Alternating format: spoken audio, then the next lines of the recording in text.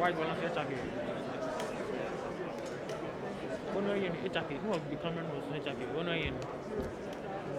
What are still a 3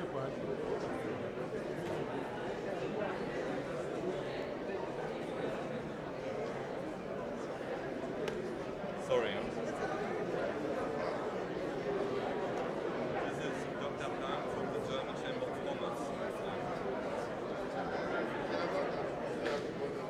So please come upstairs. Take the seat there.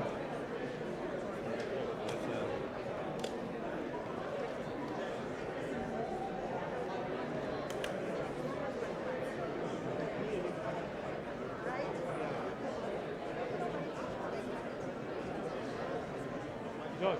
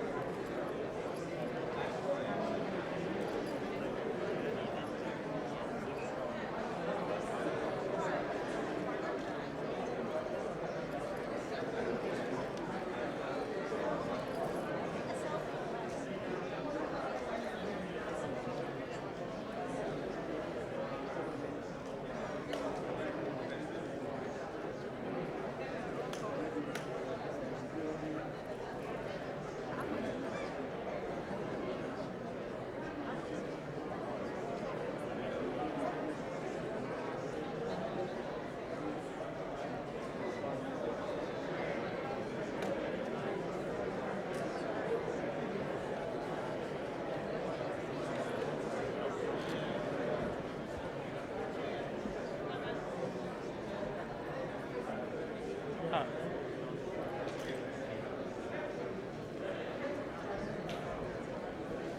Good morning, sir. Good morning. My friend, you already Who is it? Please, the floor is yours. Okay. I'm going to join us.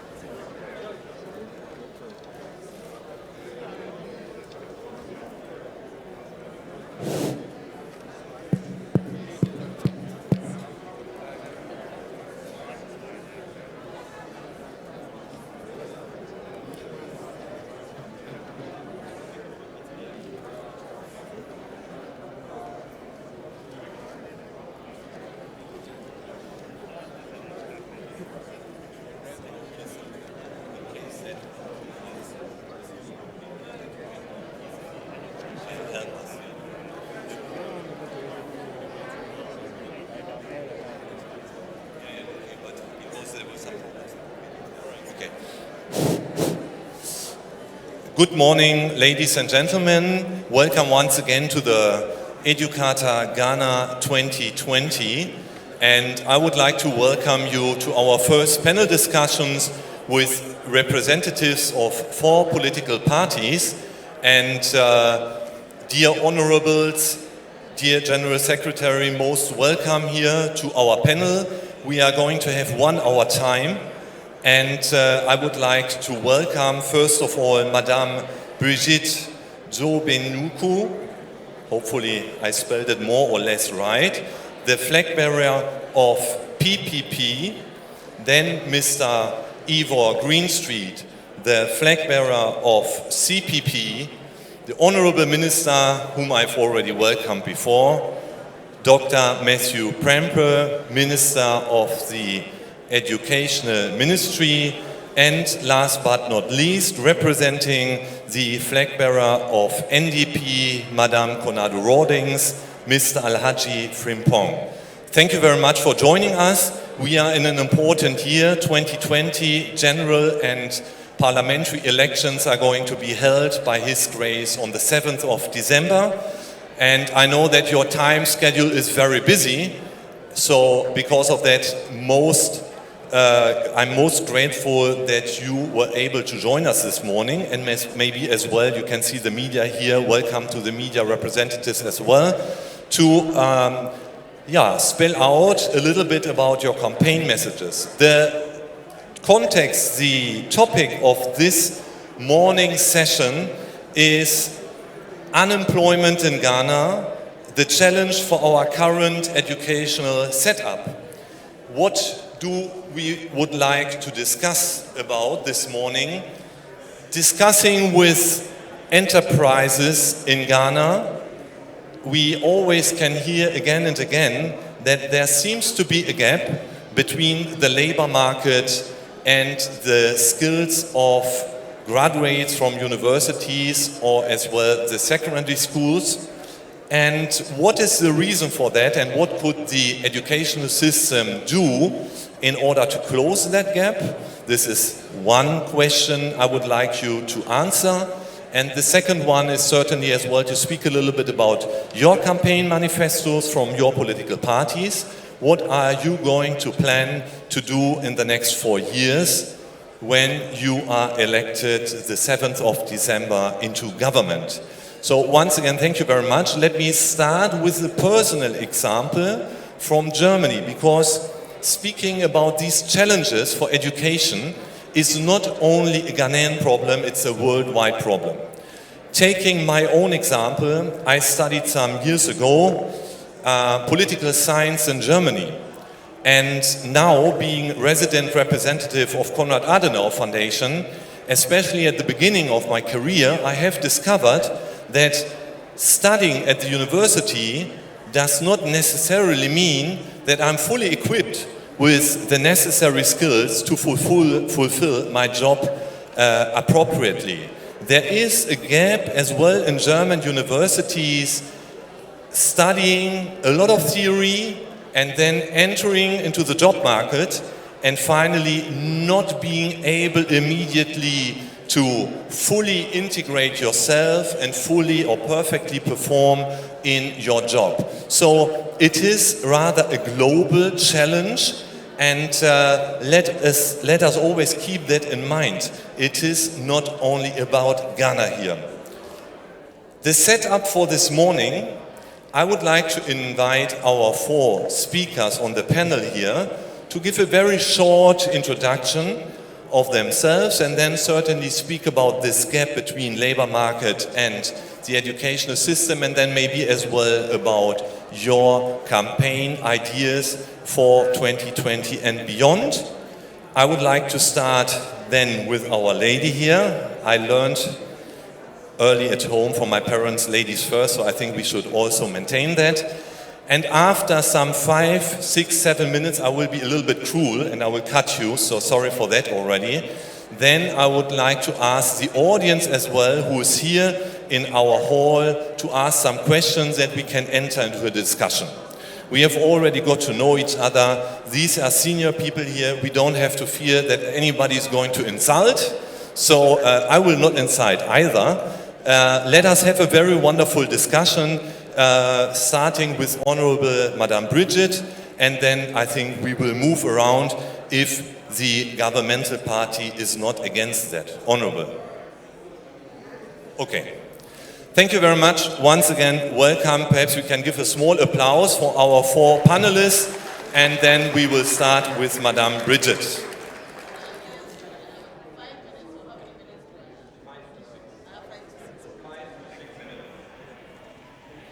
Thank you very much. Good morning. Good morning, my fellow panelists and partners in Ghana's governance, and especially in the education sector. I'd like to start with the question you asked about how come we can't get an alignment with post-tertiary education and the job market. And it's exactly how you put it from what you got from Germany. I think that the emphasis has been a lot on the qualification and not on the knowledge. So we have in the past thought about people graduating and having a degree or post-degree without, or postgraduate degree, without actually thinking about what they want to do with it in the long term or for jobs. What hasn't happened a lot is that students have not been made to align themselves with the job market in forms of internships, for example. And I think that the University of Ghana at some point had these work days that some people would go in the form of a mentoring relationship to go and talk to the students on the campus. We haven't had that for a long time. What is needed is that mentoring, and I have been in the mentoring field as well, where you have young ladies who are paired with experienced women in industries, a women's program, experienced women in the industries to be mentored by them. Some institutions or companies have gone, such as the banks, and had career days with the universities to let them know. But I think also, it's not necessarily the university. Tertiary education should go beyond that. Tertiary education should go technical. Tertiary education should be vocational. And the vocational and technical education also has been made to feel like it's deficient.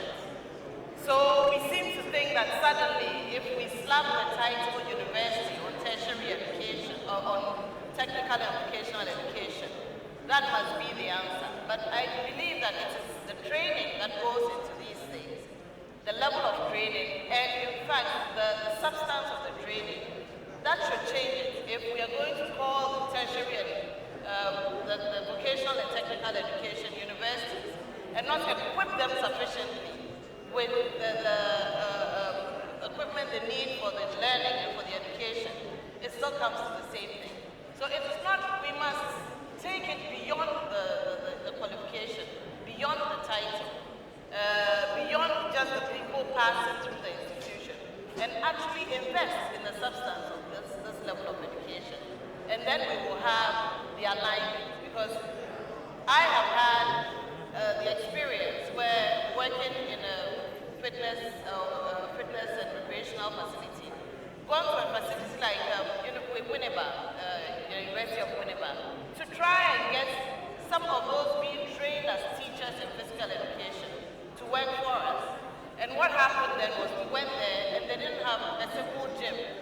So there was not that alignment. They are only being trained to be turned out eventually just as teachers. And they won't ever have to see a treadmill or see anything that actually relates in modern technology to what they do. So we must quickly and rapidly fast forward that side of our education, where the schools are sufficiently equipped. That is what we always said about with the PPP. The schools must be, the educational facilities must be sufficiently equipped, not only with books and the training, but also with the machinery and equipment, so that the learning can be practicalized rather than it just being left on the level of qualification. Now, your other question came to what our manifesto, our policy statement is about education. We talk about free compulsory universal basic education, which is a requirement. Every child in Ghana is supposed to experience free compulsory universal basic education. Unfortunately, we don't enforce the compulsory. We still have over 2 million children on our streets who are not in school. And they are not in school because just the fact that it is not enforced. And we say with the PPP, we will enforce the compulsory. And how do we enforce that? One, we will have police on the streets. You know, police, educational police. Not to beat them up, but to ensure that they are back in school. I'm sure when this is run a few times, children start to realize there comes the policeman, I must be in school. And secondly, we must make the education interesting for the children to stay there. So, you know, making it compulsory and making the schools completely equipped. Again, we have schools where we only have a 6 classroom block. You have no sports facilities. You have nowhere to feed them. You don't have appropriate toilets for them. And if you want the children to stay in school, it must be made comfortable for them. It must be complete education from SHS, from kindergarten, all the way through to free SHS. And yes, everything must be free. Every level must be free. Every level must be made compulsory. I will add that a basic qualification for work, or a basic qualification to be a driver in Ghana, just a driver, the basic qualification is a BEC. And if we have that qualification and we are failing a lot of people at that level, failing them through the BEC, and yet saying a driver must have BEC, just imagine how many people without qualifications are on our streets. I have 1 minute to go. So yes, we insist that education at that level, all the way through to SHS, must be free and compulsory. We also say that we must ensure, and some people say, we have advocated that BEC must be abolished. And people say, well, how then do you test the students? We say standardize the education and actually put the inspectors to work. We find that the school inspectors are not working, are not ensuring that standards are kept. And therefore, in the past, when I was in a public school and I moved from Accra to Takoradi, I was sure to just segue into the next grade that I was meant to be in. That doesn't happen now. If you go from a town to another town in another part of Ghana, you are not assured that you will have the same level of education because it hasn't been standardized across the board. And it hasn't been made, the inspectors haven't done their work. So we must ensure also that the inspectors do their work. That is another thing. Now, the World Bank survey said that most of Ghanaian children, by the year 6, could not read or write. We are letting these children go through to year 6, age 12 about, where they can't read or write. And then after 3 years, we are expecting them to pass the basic education certificate examination. How is that possible when the people can't write at age 6? So we must invest in that basic education by investing in the teachers. The teachers must be in school. The teachers must also be made responsible. So teacher training, yes, it's important. And it's not only important in the fact that we are giving them allowances. Allowances, yes, may lure some people into the teaching profession, but when they are done, they do not continue with the teaching. We must actually make them comfortable, give them housing, so that when you post them to the various schools, wherever it is, whether it's in Laura or Tumu, the teacher is interested in staying because he has been motivated in a way that he wants to stay and teach these kids, so that by year 6 they can't indeed read or write. There's a lot more, but I only have 5 minutes. I'm really sorry. I know 7 minutes for education is not enough, yeah, but it is only a beginning. Thank you very much, Honorable. A warm applause as well from the audience, please. And we will have hopefully some minutes more later on as well to go a little bit deeper. Honorable Greenstreet, thank you very much as well for joining us. The floor is yours. Once again, a little bit describing this gap. What are the reasons? What are the backgrounds for that? What do you think could be some solutions to provide better skilled people for the labor market, but as well in the best interest for young people to find jobs? And then as well, what about the campaign messages for 2020 and beyond of your political party? Thank you.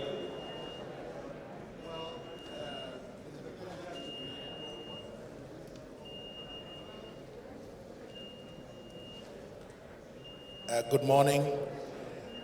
It is a pleasure to be here as part of this important program, and I'm particularly happy to see my good friend and brother, the Minister for Education, who I think is part of a ministry that is performing a very important role, which has sown the seed of free SHS, a very important seed which I believe successive generations will witness the importance of that foundation. And it is also interesting that Mr. Hellman, when he introduced himself as a political scientist. And as we are here, we are all politicians. And therefore, if it is about politics, it is about ideas, and it is about leadership. And it is those ideas and it's those leadership qualities that determine the direction of a nation. And Mr. Brookhart himself will know that in the past, when they studied economics, it was not called economics.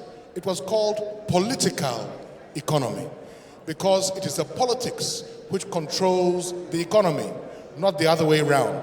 And it is decisions of politicians and governments which determine the direction of a nation and the capacity of that nation to generate a human right, and that human right is the ability to be able to go to work and not be unemployed or underemployed. And I think if we look at the success of Germany in this particular area and the way they have been able to construct their educational system, which does not exist as its own ecosystem, but exists directly in collaboration with their working atmosphere and ecosystem, that demonstrates to you why over the years they have had less difficulty with employment or lack of employment. And actually the capacity of their skilled apprentice system to be able to generate right from school the necessary skills of their population to seamlessly fit into the workplace and therefore satisfy their needs and the needs of a nation. You will notice that our brothers on the other side of the political divide, the New Patriotic Party, have not always believed in free education. That is something that they have been converted to in the last few years or so. I think it was first appeared in their manifesto, I believe sometime in 2008. I know my senior brother will have something to say about that. The important thing, it is about how you utilize the collective wealth of the nation for the collective benefit of its people, and how we are going to then determine how much of our scarce resources are we going to utilize for education, how much are we going to utilize for the provision of skills, and how is the state going to intervene in that sector to ensure that it achieves the vision and the strategy it wants to accomplish to make sure its citizens are fully employed. When you look at how this place is even set up today, you may think that perhaps you were in Berlin or maybe Stuttgart or one of these areas where they have a direct focus on how these linkages are going to take place between the marketplace and those who are being educated. When you look at the recent World Bank report, it talks about us having now unemployment of about 12% and underemployment of over 50%. It talks about the importance which the Convention People's Party has accepted of utilization of disaggregated data to determine how old those people are who are unemployed or underemployed, what their location is, what their gender is, what their skills are, what their capacity is, so that the state, because actually where we find ourselves, it is only the state that can extricate ourselves in collaboration with a detailed plan with the private sector that can take us out of this situation that we find ourselves in, because it is also a national security situation, and we must ensure that there is a detailed plan agreed upon by all how we are going to identify the sectors in Ghana where we have the comparative advantages as a nation that can take us out of the problems that we find ourselves. Once again, I want to ask my good friend and brother to maybe also explain something, because it is out of mistakes that we learn the most. When he was also a minister in the previous government under a very nice gentleman, His Excellency, the former president, John Ajekum Kufuor, you will notice at that time they launched something called President's Special Initiatives under a so-called golden age of business. At a point in time, his good friend and colleague introduced something called the attempt to produce industrial starch out of cassava at a factory in Bojuasi, I think Ayensu starch factory or something. Now, I would be interested, not from a form of criticism, but I would be interested to understand why did it fail, or did it fail? Because we don't hear about it. Because clearly there was going to be significant linkages there between people who were educated, people who had specific skills, right from the matrix of farmers to people who will then be producing the things that come out of cassava. And cassava produces many things, many chemicals that could have led to other industries. So therefore, they had done that on the basis of assessment of to what level of employment and impact that could have had on our educational system. In a similar way, I have 1 minute left. So for me, these are the important things we have to assess as a state. These are the things which lead into our national development plan.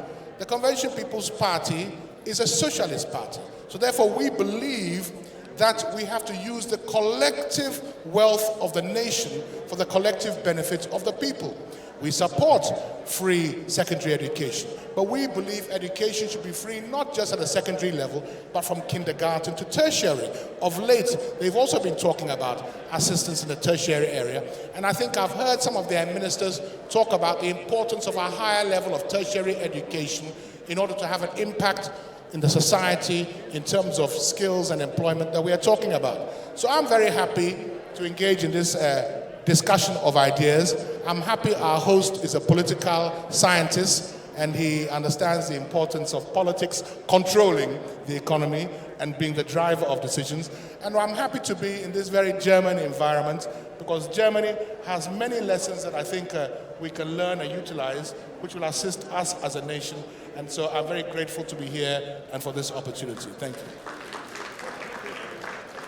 Thank you very much, Honorable. I think we can end now, because with this wonderful lauding speech about Germany, we are feeling so well, particularly me. But no, we are going to continue. We have two other representatives of two political parties.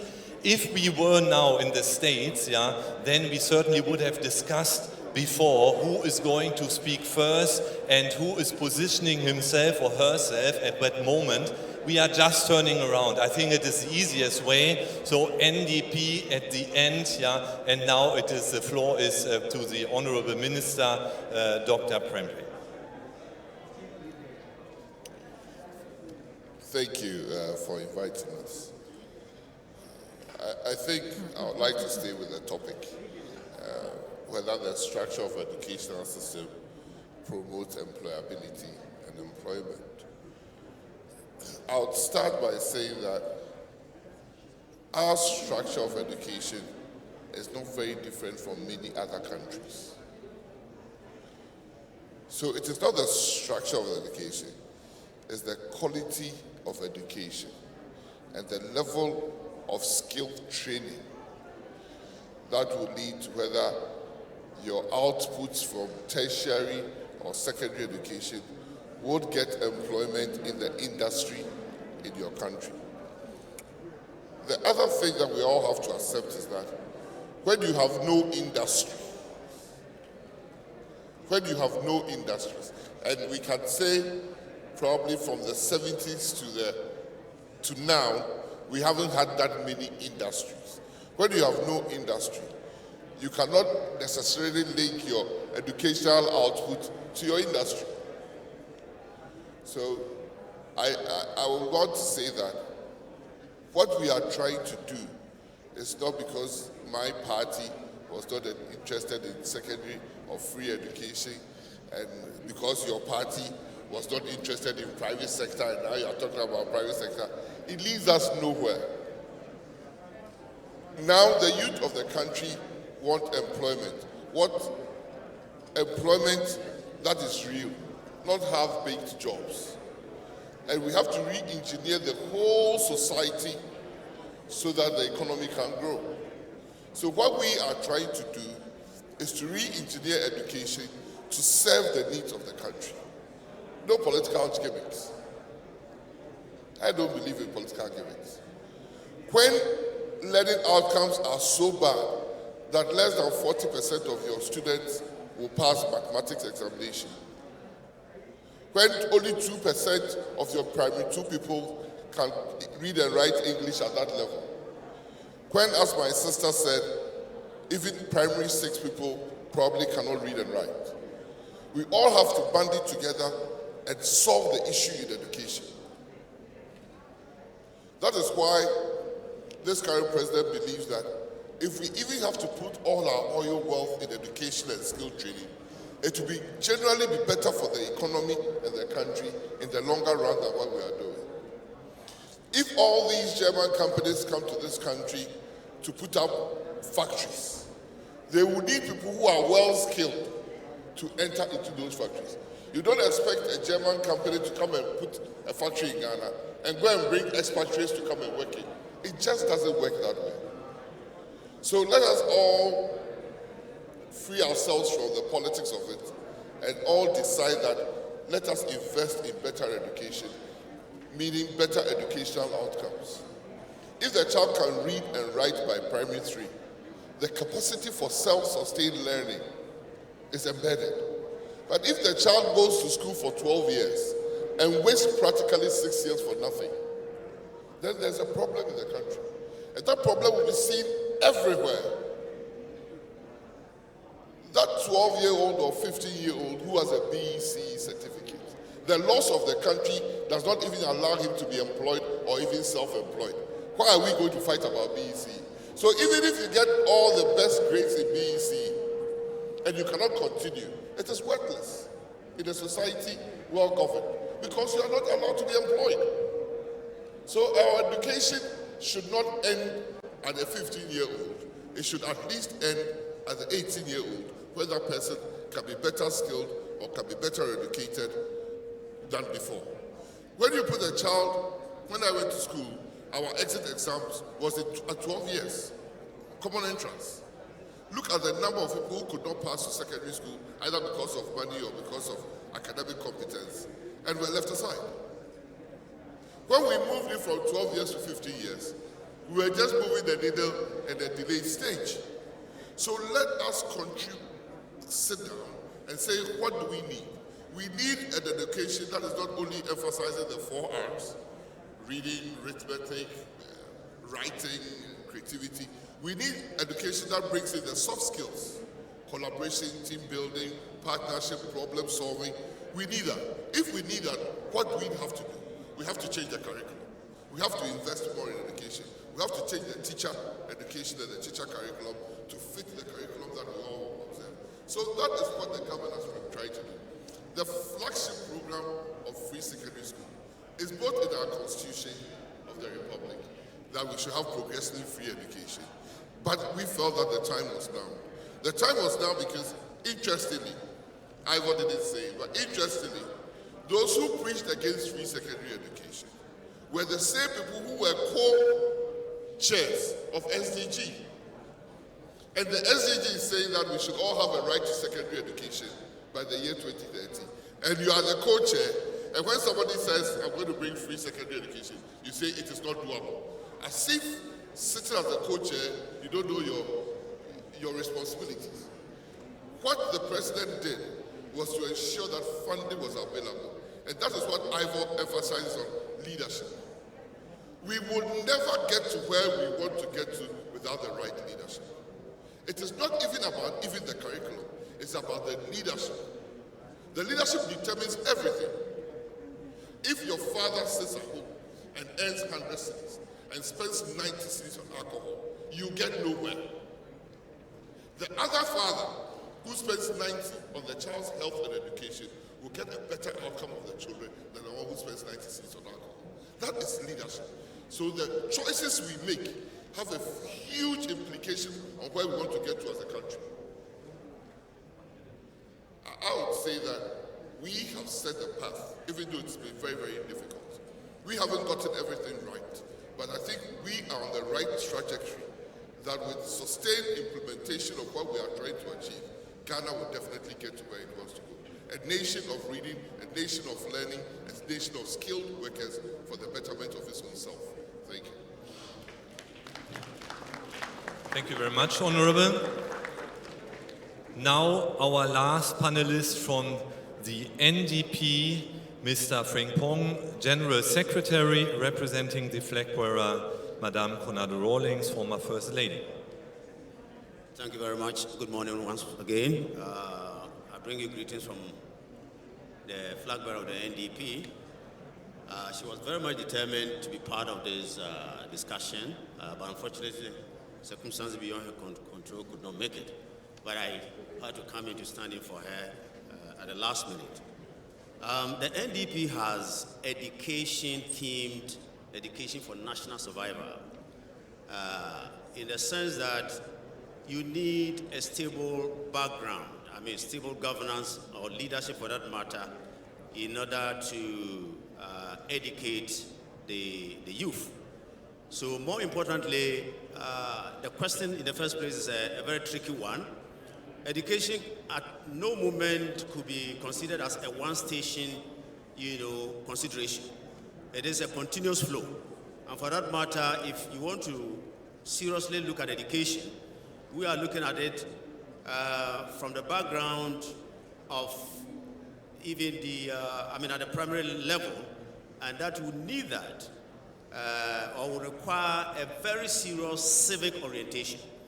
In the first place, you must inculcate in the youth at least a sense of nationalism, the goals of a country, so that at least they grow with some kind of mindset. The mindset is very, very important. So we are looking at it in the sense that, unfortunately, like I've said, it is not a one-station consideration. In the continuum, we don't have sufficient civic education. And that is probably the reason why, when we're talking about leadership, if leadership does not shepherd the youth into, let's say, a national mindset, you could have your education being shortchanged in terms of orientation of the youth that you want to lead into a national goal. Another way of looking at it, if you're talking about career counseling, we don't think that Ghana has done badly at all. We have not done badly. And given our constitution, which is hybrid, I don't even want to talk about ideology. It is very clear that given our usual political divide, if the liberal democracy and the so-called progressive democracy are converging on the point of free education today, which we all are, then there's no point at all even looking at it in terms of ideology. But we are looking at it in the structure how we organize society. we in the NDP believes in shared leadership. All what we're saying is that it is not sufficient for the executive to sit where it is, to direct, how probably education orientation should go as far as our trainees. More importantly, if we are talking about the job market, first of all, must have at least a rollout in the communities. I mean, apart from our industries, that might probably be in certain isolated areas, in urban areas. Most of what we roll out as government, if you take Agric for instance, we'll be talking about the rural areas. If you talk about other probably skill training, you don't have to only rely on people in the urban areas. We will also be talking about the rural areas. So our concentration, apart from leadership, we're looking at shared leadership, that will at least ensure that communities more particularly, get very much interested in how job creation, comes about, so that at least in every community, every graduate or whatever will have a connection to a community. So we believe in shared leadership, so that the role of the executive will be very much simplified. The executive cannot be omnipresent and know it all. So that is why we have the provision of decentralization.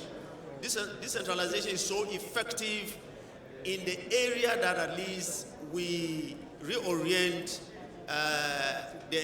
our youth into making sure that at least they can either create their own jobs, in the so-called entrepreneurship incubation centers.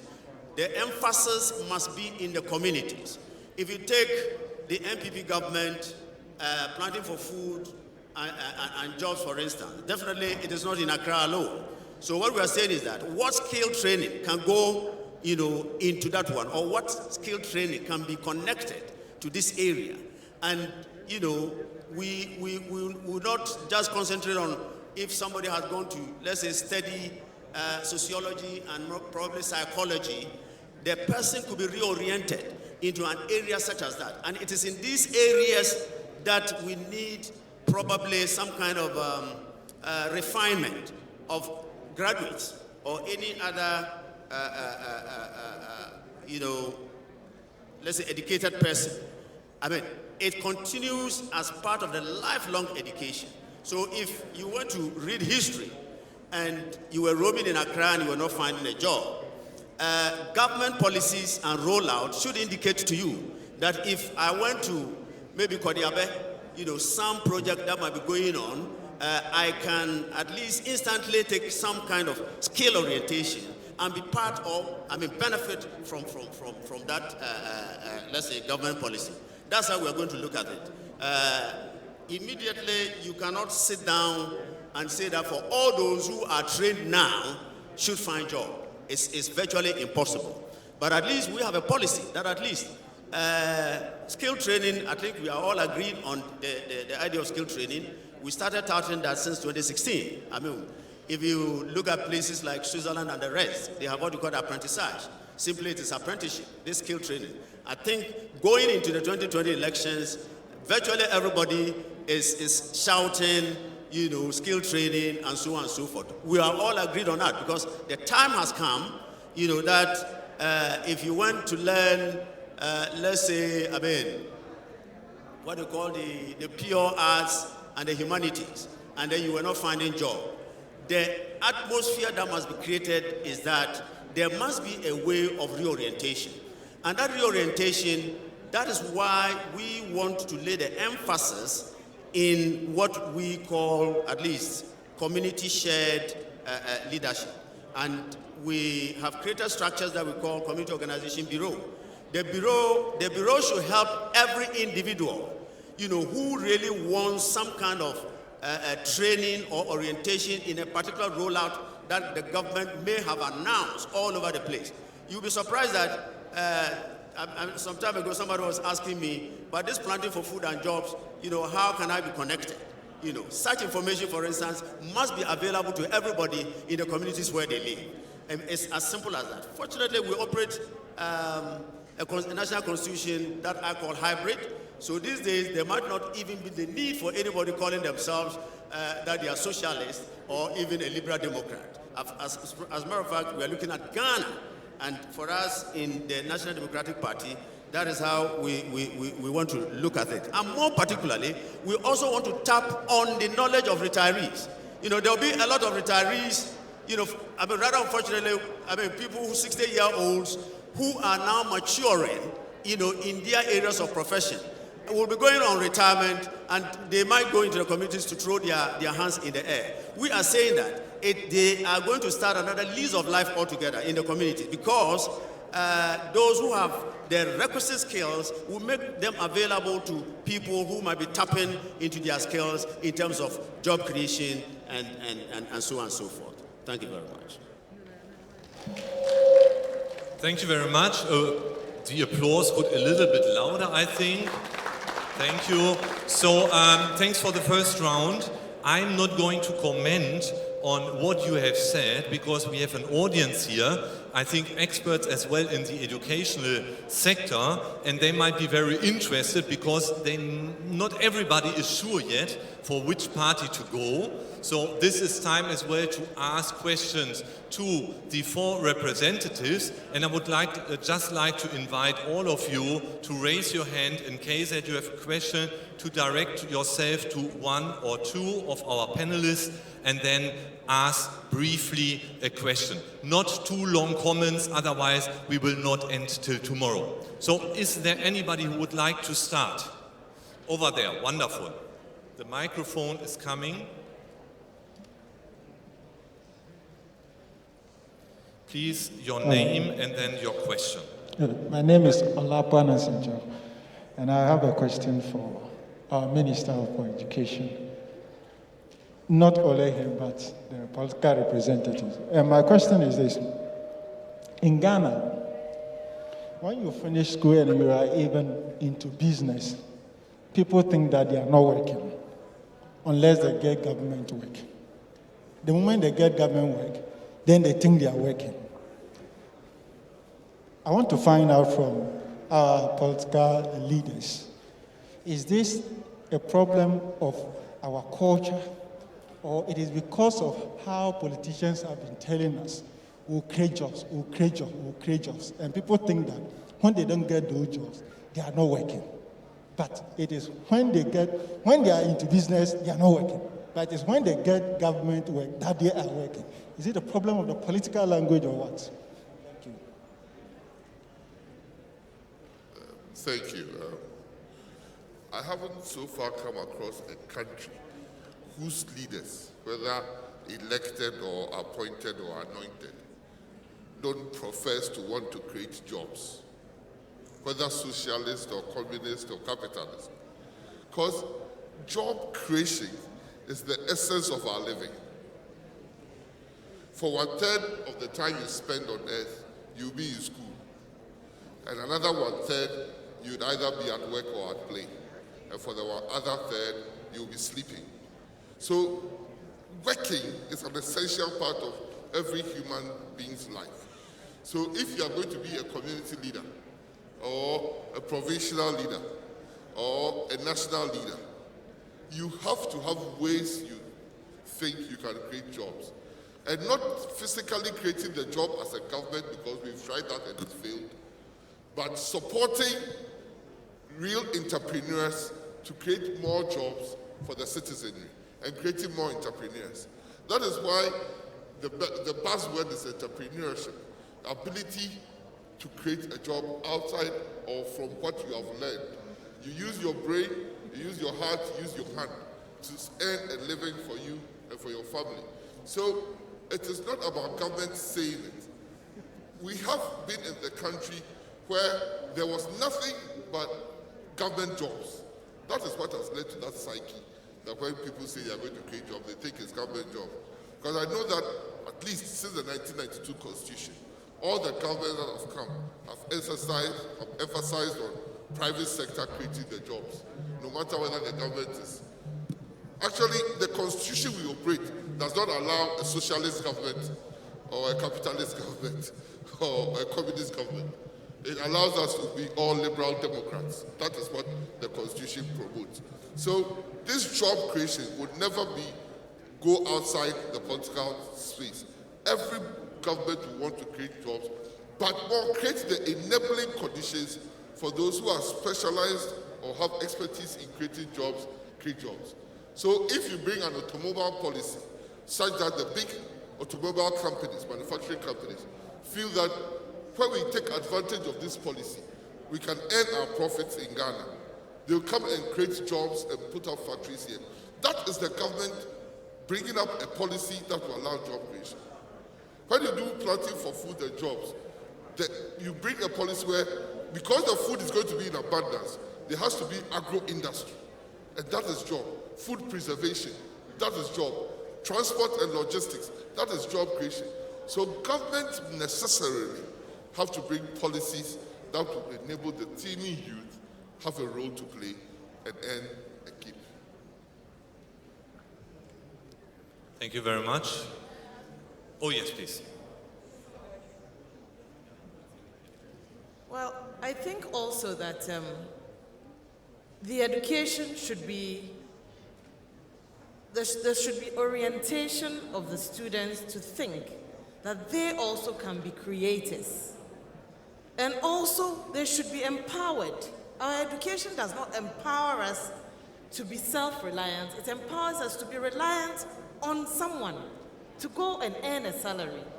And therefore, when you actually have people in the creative industry who create and have other people depend on them or can earn from them, we don't empower those people. We haven't given them the credibility to say yours also is worth empowering other people. So maybe we should look at the creative industry, those who can, and the creative industry extends into the arts and into, indeed, manufacturing, or even people in Swami Magazine who are able to work metal and create machines and manufacture machines and things like that. We haven't encouraged them enough. We haven't invested in that side of education. We have continuously looked at formal education, the lawyer, the doctor, and not empowered those who are at the bottom of it, in quotes. So maybe our education should start looking at that vocational bit. But in saying so, Honorable Minister, you have said, yes, free SHS is good. But there's a quote I always use, and I won't miss not using it before I leave here. And it's from Vice President Dr. Baumia, and I will change it a little bit, but I want to give him credit for that quote. I say that if your basic education if your fundamental education is weak, your SHS results will expose you. Our fundamentals are weak. Our children cannot read and write by age 12. We are testing them at age 15 and dropping them off, and especially the girls. They drop out at age 15, they are married off, they get pregnant. So yes, free SHS is a fantastic idea. But when you have weeded out about 1 million kids before SHS, then what are they going to do with their lives? They don't even have qualifications to drive. So let's go back and look at the basic education and ensure that it's complete. It's compulsory, it's complete. The schools are furnished in such a way that if somebody actually drops out at BEC for any reason, they can at least read or write, and ensure that everybody enjoys that free SHS. Because at this point, we are still churning out. It's all about access and not about quality. And therefore, we must invest so that those people enjoying the free SHS are not just numbers we are counting, that these are the people we've churned out as free SHS, but these are people who have actually been empowered to start to get into our employment industry, or are employing people as well. Thank you. Yeah, you can see now the politicians are adding, yeah, but let's listen to Mr. Frimpong, and then the next question. Yeah, thank you very much. I think the questioner was saying that if anybody having graduated does not get a white-collar job, then virtually his education is considered meaningless. I mean, you know, in the theme of education for national survival, you know, we rightly look at what we call intuitive capacity building. It's very, very important. Intuitively, you know, you can see that we have a backlog of people who may have graduated and have, lack this, intuitive capacity. It's even, nobler creating your own job rather than looking for, white-collar job. We have an experience, you know, in terms of preferring to do something on our own rather than going around, you know, knocking at offices and looking for jobs. That is why we are saying that the minister is here and we want to emphasize this. Civic education, you know, orientation is very, very important. It's all because we have lacked that intuitive capacity building, either by civic education orientation. So we think that when we come out of school, once you don't, put on the tie and be seen running at the front desk of a bank or maybe some other office, then you are not educated. So please, let us look at that. And I think there's a lot of backlog for that. And going forward, we must build up and make sure we turn up. That's why we are saying education is not a one-station consideration, but it's a continuum, and then back and forth, and then in the middle, we must look at all and streamline them. Thank you very much. Thank you very much. Any more questions? I can see, there are many hands up. Let us move over there. Let us have the three of you, and then we will see how we are going to distribute them. Please, sir, your name and very short, precise question. Okay. Thank you very much. My name is Labi. On the issue of civic education or orientation, from my point of view, this shouldn't go to only the student, but rather parents. But right now, if I'm sick and I go to the doctor, any amount that the doctor charge, I'm ready to pay. But let's say if I'm putting up a building and I contract the mason, if the mason come out with his estimates, I will start bargaining with the mason to, reduce the amount that the mason is charging. So in short, what I'm saying is that we give more respect to the white-collar job than skill training. So we need a serious orientation as far as this nation is concerned.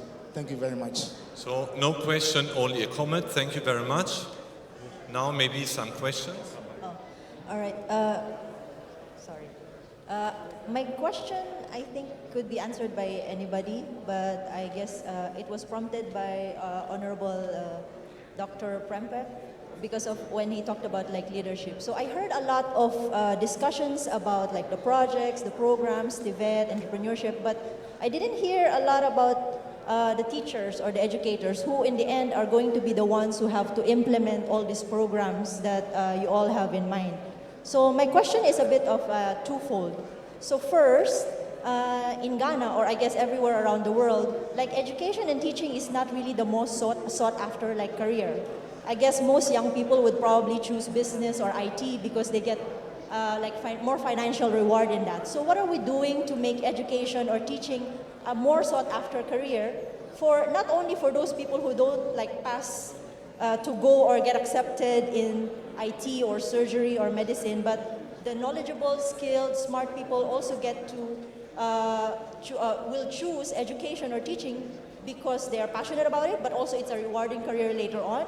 And then second, how are we empowering them to implement all of these wonderful programs?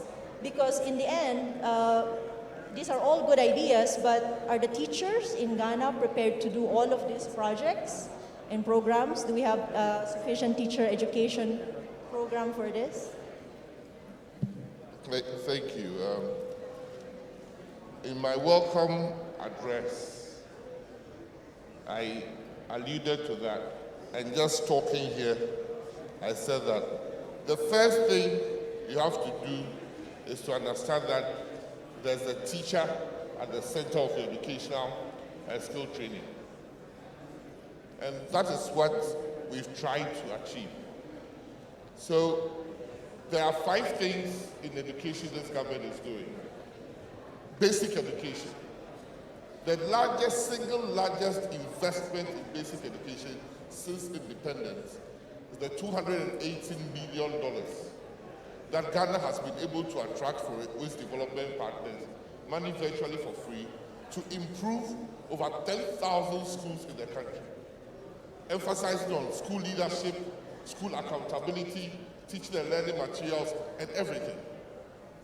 We also did reform the teacher curriculum to suit the 21st century, so that by the time the teacher gets out of the school and starts teaching, he or she is empowered, enabled to be able to teach the new curriculum that we have brought in place. The second thing is that in this country, the teacher with the least qualification was teaching the most impressionable age group. Between the age of 6 and 9, or 4 and 10, you have already made up your mind. If you have been poorly taught, you will get a poor outcome. And what have we done? The teachers were being taught by diploma holders, unlike everywhere else. Now we have improved the teacher education such that teachers won't come out with diploma, they'll come out with graduate degrees. That in itself is a huge improvement about the faculty and knowledge and skills of the teachers coming to teach. And what we observed was that those teachers who were coming out with diploma, they would spend a lot of time topping up to bachelor's degree. Now, you don't have to because you come out with a degree. And those who even did a diploma, instead of spending 3 years in topping up, we have come up with a new program that will use only 1 year in topping up. That has a lot of things. It empowers the teacher, it enables the teacher, it skills the teacher more, and also where you start from the scale of remuneration is about 3 or 4 points higher than a diploma student. So you need to teach, you need to attract the teacher who is willing to teach. Those who go into the law school are willing to become lawyers, and most of them end up being lawyers. Those who go into the medical school, most of them end up being doctors. We want the same thing that those who go into the teaching profession, most of them end up being teachers. Because we found out that we employ 10,000s of teachers every year, and by the end of the year, probably double of that number has left because they didn't want to be teachers in the first place. So there's a lot of reform going on to ensure that we have the right teacher at the right place, teaching the children to get the skills that we need as a result of what we are doing. Thank you.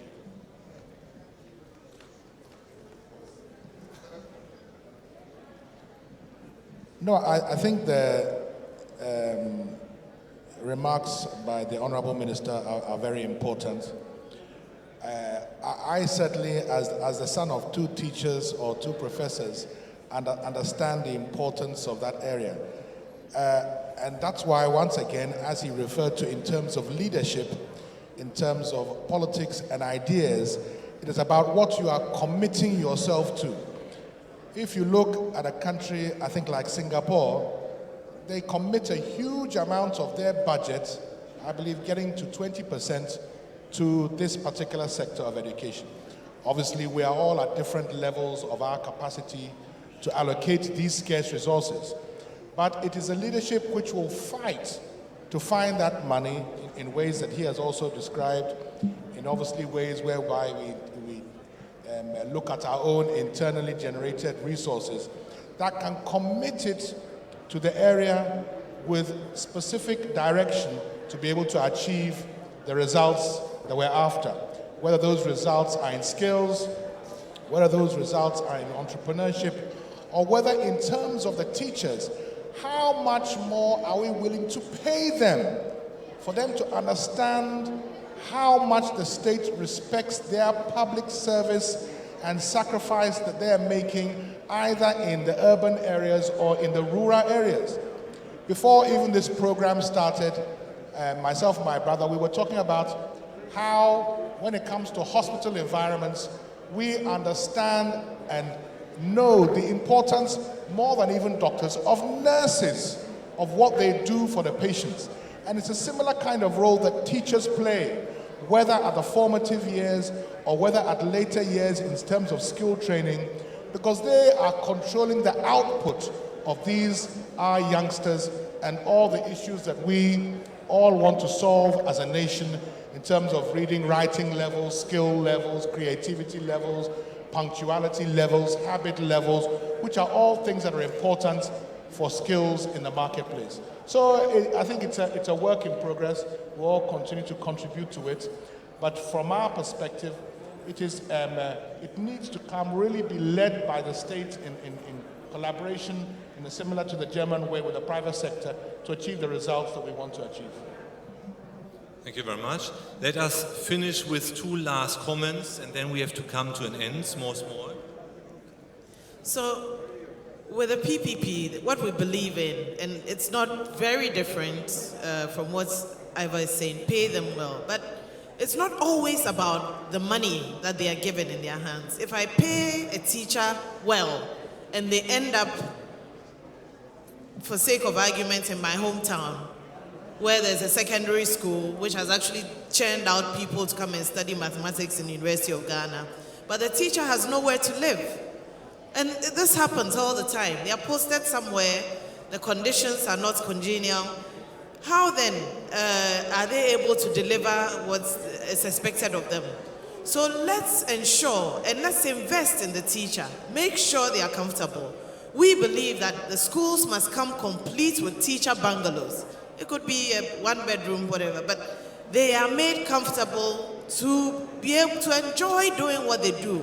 Because teachers, indeed, they say, is a calling, but we have continuously baited people with money without them wanting to do what they want to. And indeed, when they do get that money at the training level, they don't want to continue to be teachers. And they must be encouraged or motivated some more, knowing that if I'm posted to Tumu, there's a school that has accommodation for me. And indeed, even look at investing in their transportation, for example. The teacher needs to get to school early. How can we empower them in ways that they may be able to, it could be a small car or a loan facility for teachers who can afford cars to get to school. It is not far-fetched, it is possible. We must invest in the teachers because we are continuously realizing that they are the ones who are churning out our human resource. One thing we haven't spoken about, and I don't know if you're going to add that, but before I go away from the teachers, let's say this, that it's equal responsibility, government, teacher, parent, no doubt. The parent is the first teacher anyway. Governments must make the facilities available, the schools and the classrooms and all that. The teachers must be committed and they must be assessed. I think that a lot of teachers, we've seen all these WhatsApp videos and it's a teacher and you're cringing asking, is this the person teaching? Because I think a lot of teachers have been left to their own devices without adequate assessment. They must be assessed and passed continuously. And then, of course, the parents' involvement, a lot of the time, and if we are enforcing the compulsory education, the parent is also held responsible to know that your child must be in school and not on the farm with you because it's not time for that to happen. And this will ensure that we have the education that we want. I don't know if you're going to go on to digital education yet, or if I may. Not today. So let me say that COVID has brought us to a point where we all know that digital education, we can't go past it. I have the feeling that we are sitting back and waiting, and we keep saying post-COVID. Post-COVID is now. I think that we have the resources, government has the resources to ensure that digital education, and not only the TV programs, is reaching the ends of Ghana, everywhere. I think there's a fund called the GIFEC Fund, which I believe, has enough funding to be able to put masts and make digital education accessible to most Ghanaian children. But we still have, because of COVID, we still have a lot of our children walking around. The whole year is going to go by, and we will be back we will retrogress a year and more because we haven't caught on to the digital education yet, and we must start now. The last comment, and then unfortunately we have to come to an end. Yes, I see the hands. The politicians are still there. Yeah, try to benefit from that, but we have to come to an end. Yeah, thank you very much. NDP looks at the problems with razor precision. I'm saying so because as for the reward packages, I think we hear the MPP had done a lot and continues to do the same. Of course, the reward packages must be graduated and be specific. For instance, after all those ones, you also look at what you call the rural allowance. There are others who must also go to the rural area. As a matter of fact, there's a maxim which is leadership and organization determine it all. Leadership and organization determine it all. The greater factor that is not found in the equation are the role of the communities. And for us, it's so basic. You know, we sound this over and over. The communities seem not to be part of the gameplay. You know, and we are saying so because if you look at a community area as small as the electoral area, most of the time the teachers just go around, but they must effectively be factors in monitoring. You know, having showered all the reward packages on teachers, of course, what is the output? You want to know. So these ones, probably the community must be oriented to understand. And you need certain administrative unit, you know, like a COB, just like, some desk, a bureau within the community itself. Unfortunately, in local governance, which is a bigger interface between the executive and the citizenry, they virtually get stillborn on election. You know, so, you know, the assemblyman and the unit committee, that must be playing maybe some kind of monitoring role. They are not doing it. And I think it is time that the ministry tried somehow, you know, to involve the community as much as possible. It's not even at the assembly level, because the assembly level is even far removed from the community than the executive. You know, the assemblies are just far away. It is, Jubilee House is nearer every community than the assemblies. So that is how we have to look at it, so that they come in within the factor of monitoring. If that is done, because whatever you do, whether digital or non-digital, you have human beings who will be involved. And that is very, very important. So reward packages, and you know, at the same time, I think the minister, as he has mentioned, there is a continuous teacher development schemes. These are probably the data that we're looking at. And the two, we want to see the teacher-student ratio. You know, he says there's a lot of, is it turnout? Teacher turnout, you know, but yes, you may give that, and if it's not effectively monitored, the end will be zero. Thank you very much. Yeah, lady, gentlemen, thank you very much for the time, as well for some first information about your ideas in regard to education. What I have seen and noticed, I think education is very important for Germany, by the way, as well. We don't have that many natural resources as Ghana has, and this has forced us in the last centuries always to put a lot of effort into that.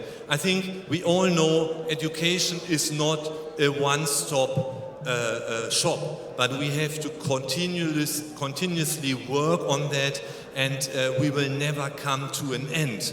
It will never be perfect. We have to do something for the future generations. Thank you so much. I have to compliment you because it was really nice to spend the time with you. You could even be a little bit more spicy next time, yeah, but I'm happy that I was still able to manage it. I wish you all the best for the next 5, 6, 7 weeks up to the 7th of December. For the minister, I think he has heard a lot of nice inputs and ideas to take into his ministry, and then next year we will see who is going to manage the Ministry of Education, if it is the same face or somebody different. This is up to the 7th of December election. I hope that we will spend a peaceful time, but with so nice candidates and politicians, I think Ghana will move forward in a good mood. Thank you very much. I think the media people are still here. They might have some questions there as well, other participants. And thank you once again for coming and joining us. Thank you. A warm applause, please.